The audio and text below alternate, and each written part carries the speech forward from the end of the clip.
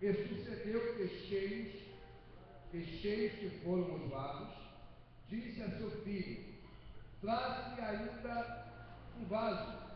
Porém, ele lhe disse: não há mais vaso nenhum. Então o azeite parou. Então veio ela e o fez saber ao homem de Deus, e disse ele: vai, vende o azeite, paga a tua dívida, e tu e teus filhos vivei do resto. Tomai assento, por favor, em nome do Senhor Jesus. Essa palavra é uma palavra extremamente conhecida, uma palavra simples, mas que existe nela grandes verdades espirituais. Existem nela grandes verdades espirituais que eu quero compartilhar com você aqui nessa manhã, daquilo que o Espírito do Senhor colocou no meu coração. Vai dizer a palavra de Deus que esta mulher, ela era esposa de um profeta, de um filho de profeta. E vai dizer no texto bíblico que essa mulher, quando recorre a Eliseu, vai dizer que o seu marido temia ao Senhor. Ele era um servo, ele era um homem de Deus. Mas algumas coisas aconteceram e esse homem faleceu e a sua esposa ficou num aperto tremendo, porque ela havia tido, ou o esposo dela havia tido ou contraído uma dívida com um certo credor. E aquele homem, ele vinha cobrar aquela mulher viúva e ameaçando de chegar e levar os seus 2 filhos para serem escravos dele. E o que aconteceu em meio a todo esse caos, a toda essa situação, vai dizer a Bíblia, aleluia, e uma mulher das mulheres dos filhos dos profetas clamou a Eliseu. Ela clama a Eliseu porque esse profeta era referência em sua época. Eliseu ali era símbolo de quem buscava a presença de Deus. Eliseu era símbolo da voz profética de Israel. Haviam profetas, haviam profetisas, haviam homens e mulheres em vários lugares que profetizavam a palavra do Senhor. Mas quando se trata de Eliseu, era um homem que tinha profunda intimidade com Deus, era um homem que ouvia a voz de Deus, era um homem que tinha discernimento da palavra de Deus, era um homem que buscava com Deus intimidade para ele compreender aquilo que Deus queria falar com o povo. Então essa mulher, ela viu nele um referencial. Deixe-me abrir uma brecha, já aqui um espaço para lhe dizer: nem todo lugar existe profetas que profetizam como manda o Senhor. Existem igrejas onde pastores eles pregam apenas para arrecadar dinheiro. Existem igrejas agora onde homens eles pregam aquilo que eles não vivem. Existem igrejas onde existem homens e mulheres que pregam algo que nunca aconteceu na vida deles, contam falsos testemunhos, usam o altar para profetizar, quando não se tem autoridade para profetizar. Então, quando essa mulher, ela vai a esse homem Eliseu, ela entendeu que ela foi em alguém que tinha base, que tinha referencial, alguém que tinha testemunho de vida, alguém que tinha intimidade com Deus Altíssimo. Então não busque qualquer fonte, não busque socorro onde Deus não mandou buscar, não busque ajuda onde Deus não mandou buscar. Sabe por quê? Quando você for buscar ajuda aonde Deus não mandou buscar, quando as coisas não acontecerem na sua vida, muitas pessoas querem culpar a Deus porque as coisas não aconteceram na sua vida. Aonde Deus para cá, não, porque Deus usou um profeta. Ei, não foi Deus que usou, foi profetizado alguns casamentos que não aconteceram, porque não foi Deus que profetizou. Aí daqui a pouco a gente culpa Deus, dizendo que Deus usou o vaso, dizendo que ia acontecer isso e aquilo, não aconteceu, eu estou magoada com Deus. Ei, peraí, deixa eu fazer uma pergunta. Deus alguma vez errou? Deus mente? Ele fala mentira? Então, em vez de atribuir a culpa a Deus, diga: aquele vaso me enganou. Mas essa mulher, ela foi em que ela entendia que havia referencial na terra. Era um homem que representava Deus na terra, tinha nele a palavra do Senhor, a profecia estava na mão do profeta Eliseu, e ela teve discernimento de ir ao homem certo. Bem-aventurado é o crente quando tem discernimento da onde Deus está falando e aonde Deus não está falando. E se você acredita que aqui é boca de Deus na terra, que esse ministério Deus levantou como palavra profética para a sua vida, levante a sua mão, glorifique a Deus e aplauda o nome do Senhor Jesus.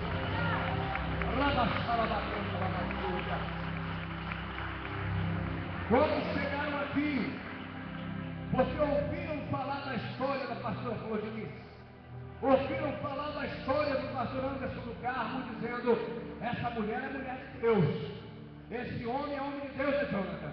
E quando chegou aqui, e que ouviu a pastora cantar, e que ouviu a pastora pregar, que ouviu o pastor Anderson pregar, quantos gabinetes eu e a minha esposa fazemos, quando fazemos a pergunta às pessoas que chegam no nosso ministério, nós os pastores que estamos lá para receber essas pessoas que vêm, e a gente faz a pergunta a elas: o que mais te atraiu na casa do Senhor, não é isso?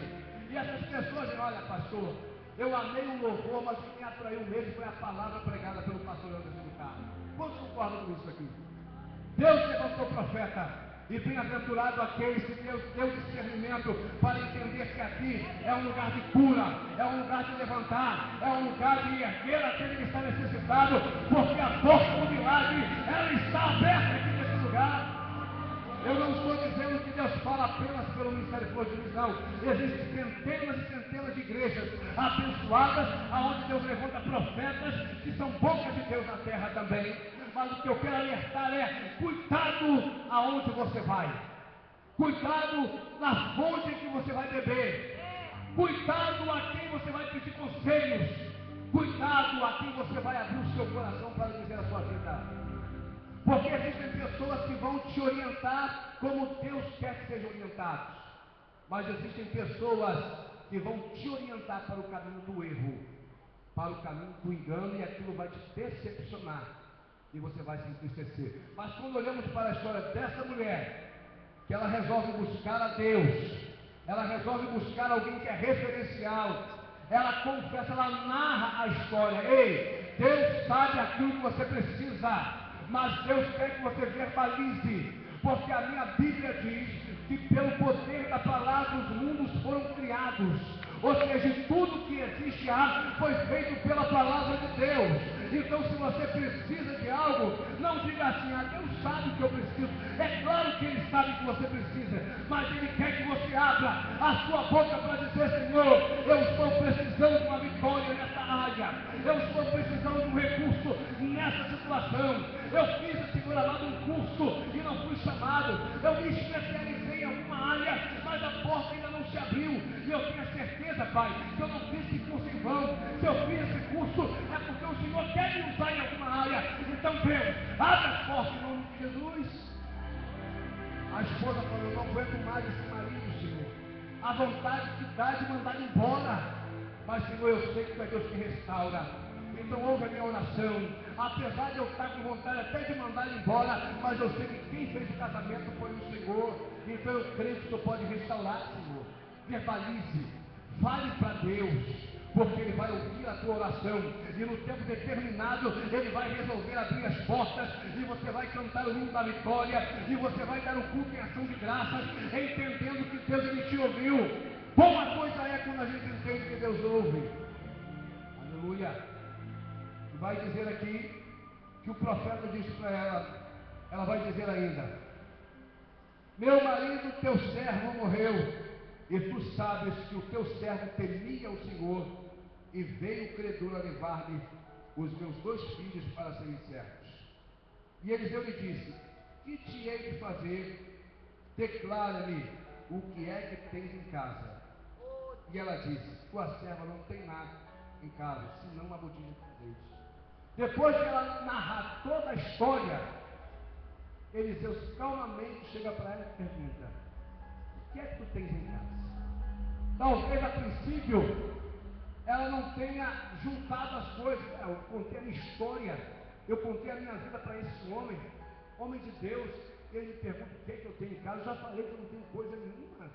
Meu marido morreu, o credor está vindo buscar os meus filhos, e ela pergunta: o que eu tenho em casa? Ei, quando Deus chega a te fazer algum tipo de pergunta, é porque Ele sabe que a resposta está dentro de você, está dentro da tua casa, está dentro do teu potencial, está dentro daquilo que você pode oferecer a Ele. É porque através daquilo que você vai oferecer, que Deus Ele vai multiplicar, que Deus Ele vai transformar, que Deus Ele vai abrir as portas, que Deus Ele vai jogar por terra toda a fronte, tudo aquilo que tem se levantado por a tua vida. E eu imagino a pessoa, o que é que eu tenho em casa? Peraí, o que é que eu tenho em casa?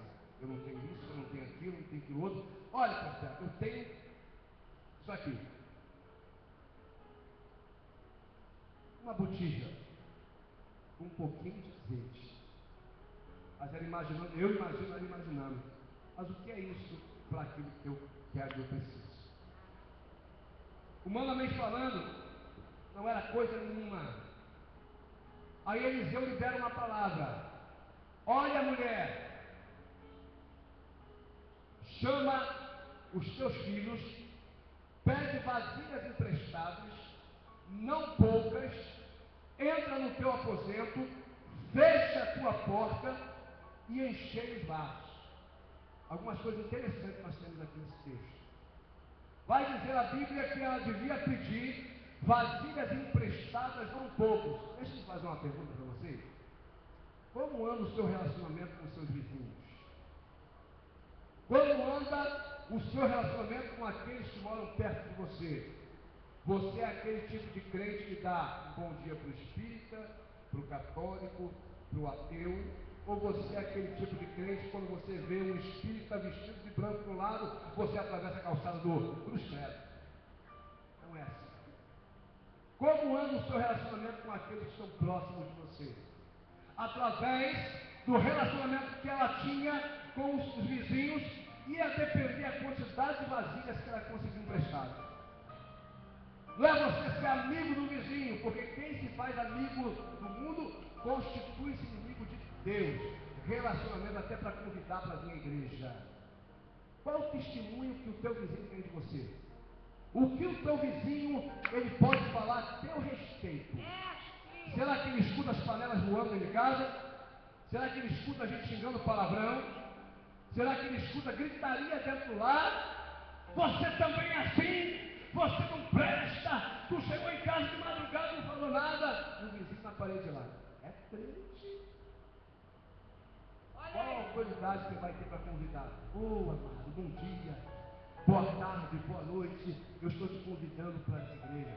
Você, convidando a mim, estou melhor que você. Então, como anda o seu relacionamento com a sua vizinhança? Com aquelas pessoas que te conhecem? Se você fosse outras pessoas olhando para a sua vida, outra pessoa olhando para a sua vida, o que você iria achar de você mesmo? Como anda? Porque aqui a gente pode maquiar o estereótipo. Aqui a gente pode dar um glória a Deus, a gente pode dar um aleluia, mas e lá? Lá é a nossa realidade. É lá que nós provamos que somos cristãos ou não somos cristãos. É lá que nós provamos se somos servos ou não. É lá no trabalho. Você convida um colega de trabalho para ver um culto e não vem nunca. Sabe por quê? Uma, você pode estar dando um bom testemunho e ele não ter tempo realmente.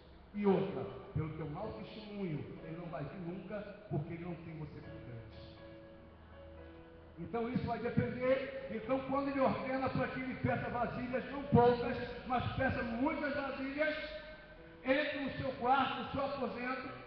Então, ponto número 1, ela consegue pedir muitas vasilhas emprestadas que ela tinha relacionamento. Pediu, vieram várias vasilhas. Segundo passo, entrou no seu quarto e fechou a sua porta. Ei, o que você vai fazer com os seus filhos?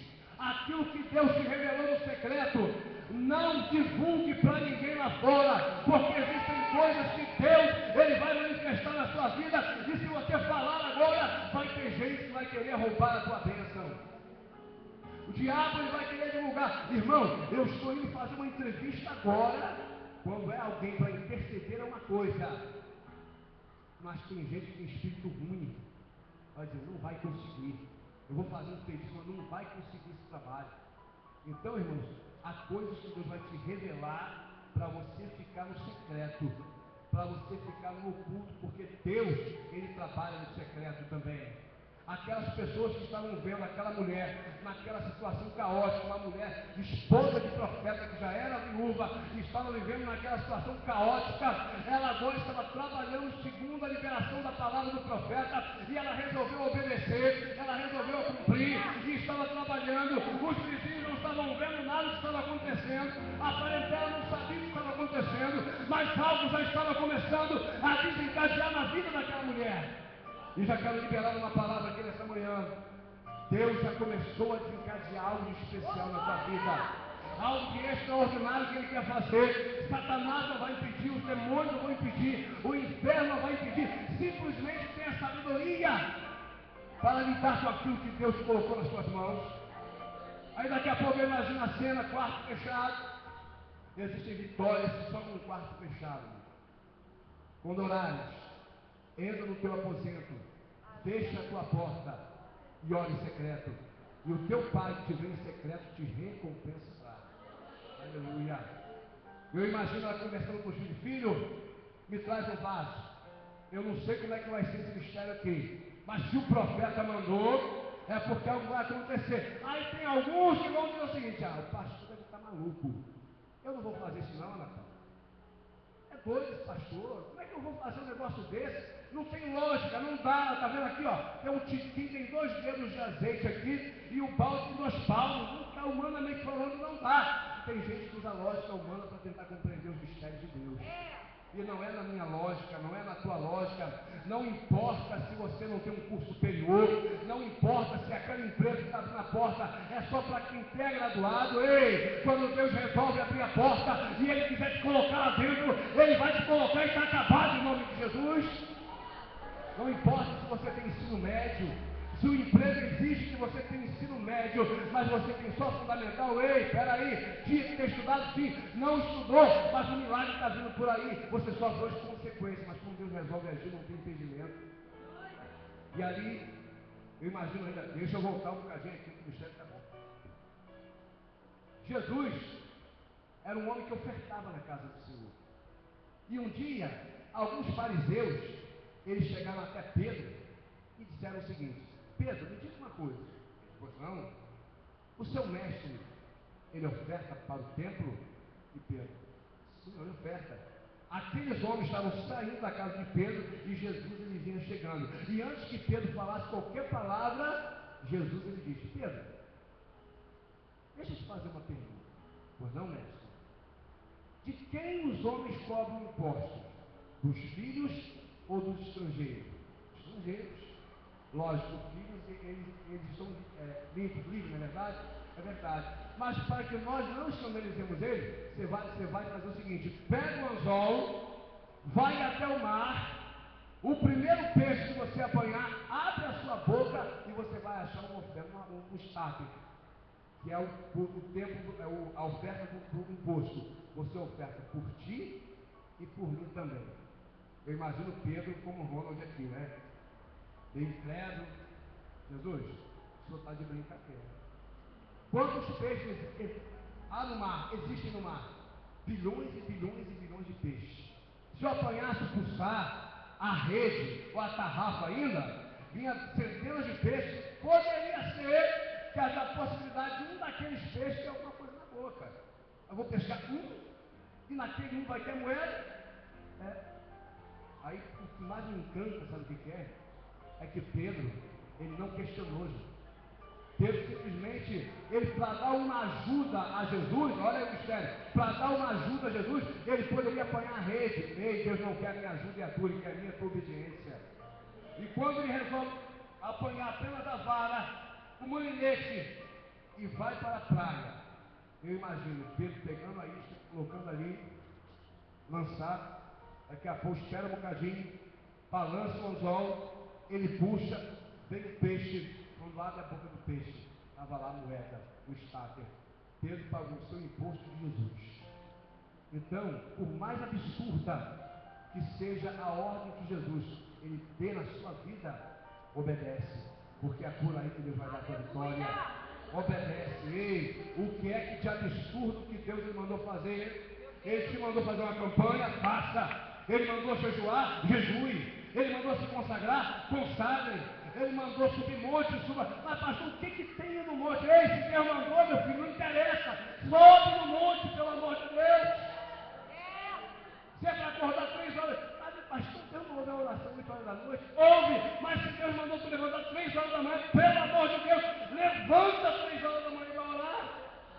Porque através da tua obediência nesse mistério que vai te dar a vitória, cara. E aquela mulher voltando para ela, eu imagino, isso aqui, para tantas vasilhas, humanamente não dá. Mas sabe o que eu vou fazer? Eu vou obedecer. Filho, me traz uma vasilha.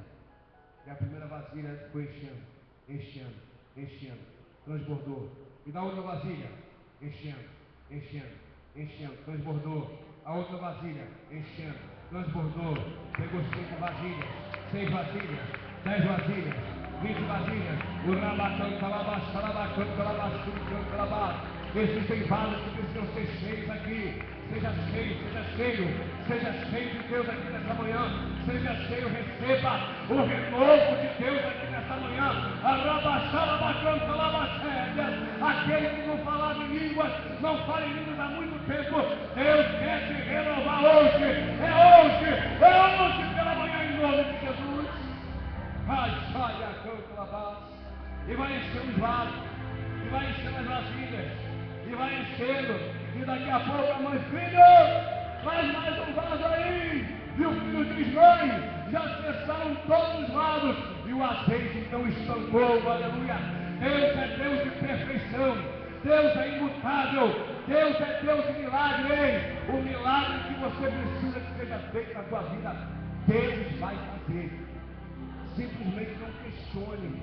Não use a tua lógica humana. Não use, eu estou enfermo, como é que eu vou caminhar? Ei, meu irmão, se meu irmão não caminhe. Eu estou desempregado, como é que eu vou? Meu Deus do céu, como é que eu vou ofertar, pastor? Ei, a gente não come pedra, a gente come comida.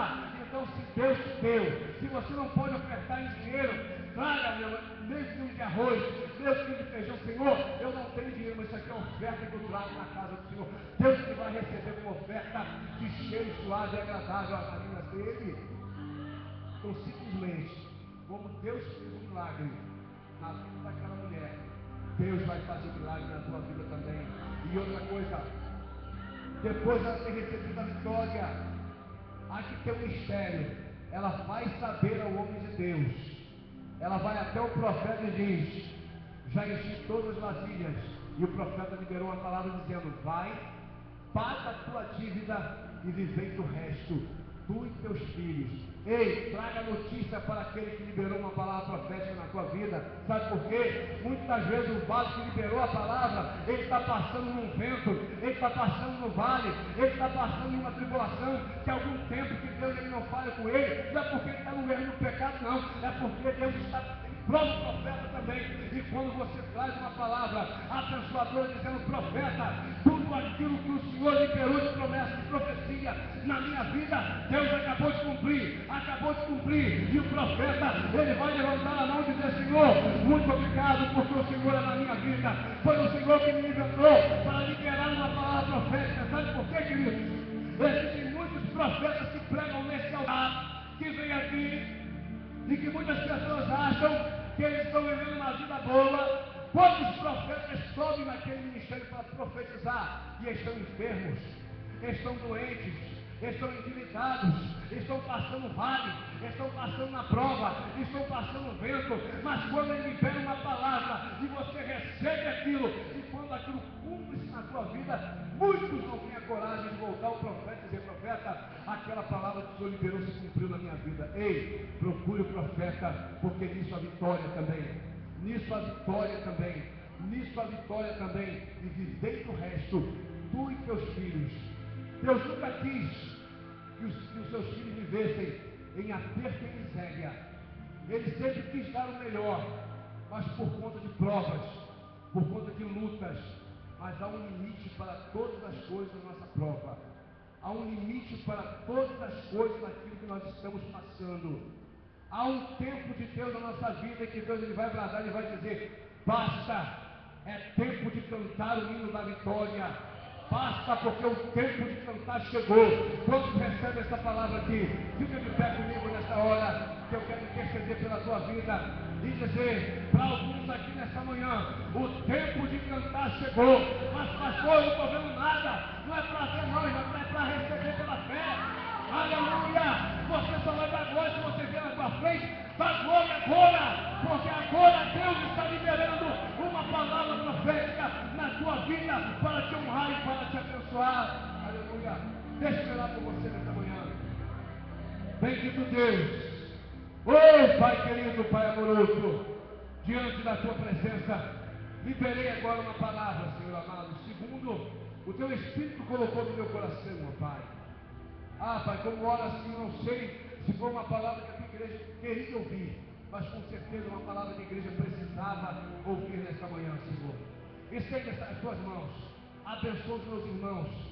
Quantos, Senhor amado, estão passando a aflição que aquela mulher passou, ó Deus, não tendo saída, não tendo recursos, não tendo a quem recorrer, ó Deus, mas foi ao homem de Deus, ao profeta, e aquele profeta liberou uma palavra, e ela resolveu investir naquela palavra. Ela resolveu obedecer aquela palavra para a honra e para a glória do nome do Senhor. Aplauda o Senhor Jesus. Antes de fazer o apelo, eu só vou dizer mais uma coisa sobre tudo isso aquilo que eu disse. Tem gente que está enfermo, o médico lhe passa o remédio, a pessoa compra o remédio, aí a pessoa ela lê a bula de cabo a rabo, conhece até quantas letras tem a bula, todas as químicas que ela leu, ela conhece, mas ela não toma o remédio. Deixa eu fazer uma pergunta: de que adianta conhecer a bula, conhecer o efeito colateral que faz o remédio, as bênçãos que dá, a cura que traz, se não toma o comprimido? Na verdade, muito conhecimento é muito bom, mas o melhor conhecimento é a obediência.